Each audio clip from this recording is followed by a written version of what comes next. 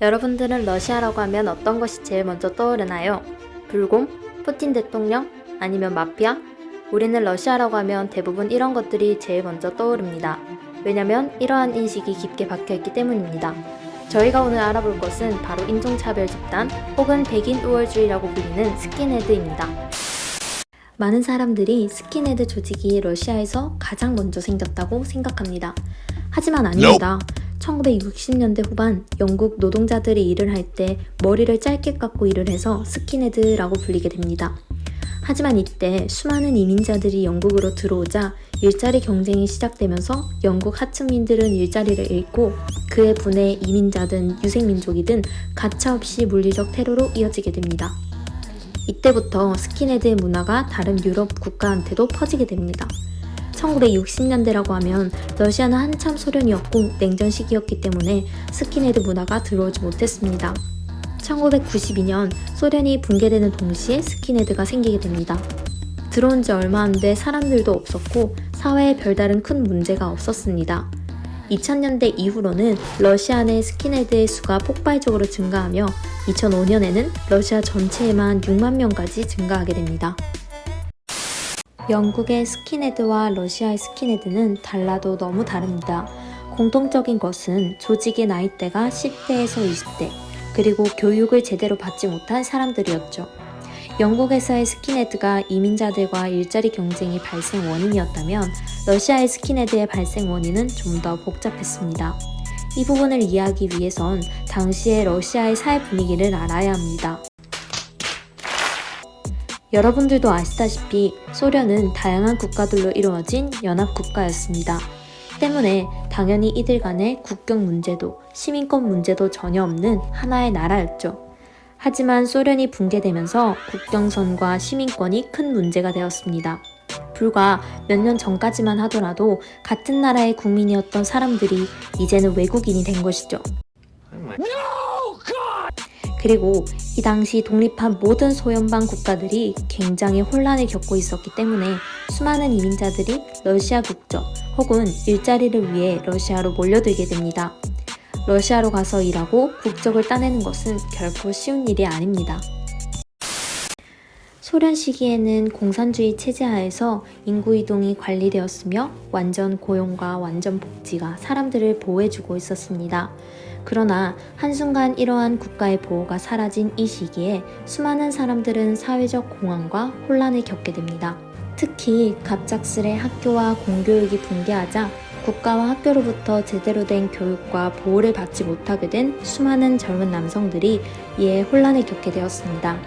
이 때문에 이들은 자신과 일자리 경쟁을 하고 있는 이민자들을 집단적으로 혐오하기 시작했습니다. 당연히 그럴 수밖에 없었던 것이 일단 이들은 말 그대로 못 배운 사람들이었고 당장의 미래가 불투명하고 가계를 부양해야 할 사람들입니다. 그런데 일자리는 없고 이민자는 계속 증가하니 자연스레 그들을 혐오하게 된 것입니다. 그러나 이들의 혐오는 점차 도를 넘어서게 됩니다. 이들은 자신들의 일자리를 위협하는 이민자들 뿐만 아니라 모든 유색인종을 혐오하기 시작해 네오나치즘을 받아들이고 같은 백인들까지도 혐오하기 시작합니다. 제2차 세계대전 당시 소련은 엄청난 희생의 대가를 치르며 독일 나치 정권을 무너뜨립니다. 하지만 러시아의 스킨헤드들은 자신들이 진정한 아리아인이며 다른 유럽의 백인들마저도 차별을 하고 히틀러를 신봉하는 도가 지나친 행동을 하게 됩니다. 그런데 더 도가 지나친 것은 여기에 구구주의와 애국주의, 슬라브주의 등이 곁들여져 도대체 말이 안 되는 이상한 짬뽕 사상이 탄생하게 됩니다. 이는 그만큼 당시 러시아 사회가 얼마나 혼란했는지를 보여주는 지표라고도 할 수 있죠. 물론 당시에도 대부분의 러시아인들은 스킨헤드에 반대했었습니다. 그래도 그나마 다행인 것은 현재는 러시아 사회가 안정을 되찾아 대부분의 러시아인들이 스킨헤드를 보면 한심하고 멍청한 집단으로 여기며 러시아의 수치로 생각한다는 겁니다. 러시아인들은 무엇보다도 이들이 네오나치즘을 표방한다는 것에 많은 불만을 가지고 있습니다. 러시아는 굉장히 보수적이고 애국심이 넘치는 나라입니다.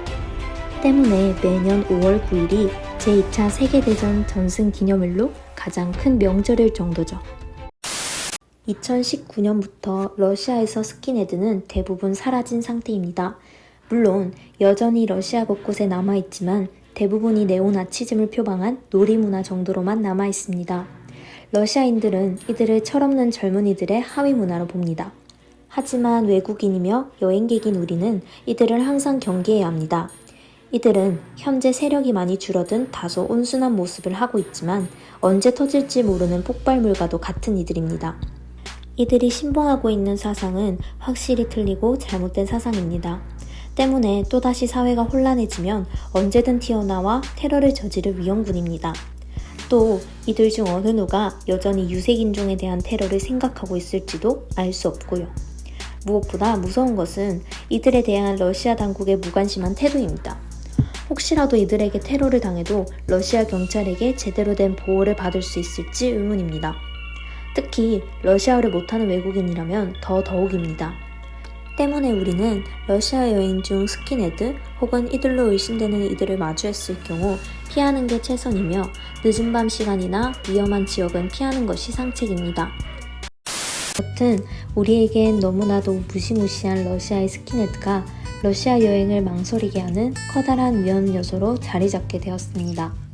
오늘 영상을 통해 많은 오해가 풀렸으면 좋겠습니다. 오늘의 결론은 스킨헤드는 거의 다 사라졌기 때문에 마음을 놓으시고 러시아 여행을 가도 된다는 것입니다. 하지만 스킨헤드와 마주치게 된다면 무조건 피하고 되도록 조심하시길 바랍니다. 지금까지 발표를 들어주셔서 진심으로 감사합니다.